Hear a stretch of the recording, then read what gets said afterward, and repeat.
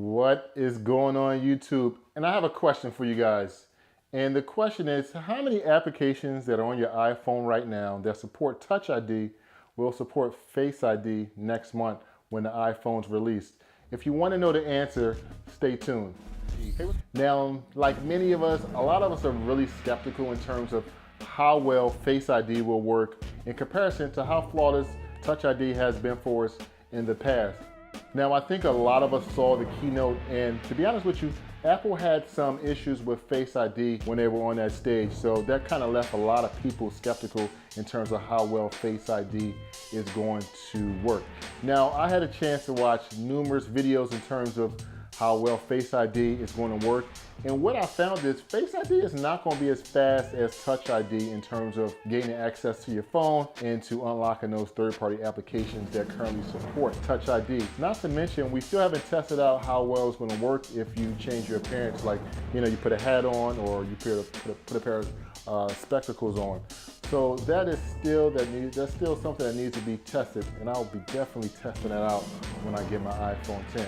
So here is the answer to the question that I asked you guys at the beginning of the video. The good news is all your applications that support Touch ID will work with Face ID when the iPhone 10 is released next month.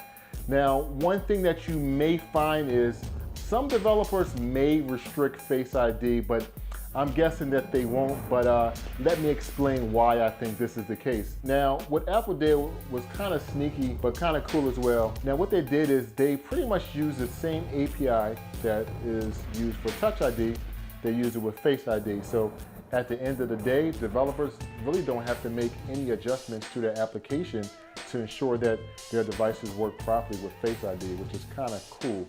Only way I could see developers actually restricting Face ID if they find that the security on Face ID is not as good as Touch ID, but we'll have to definitely check that out next month, and I will definitely be putting it to the test. But that's pretty much it.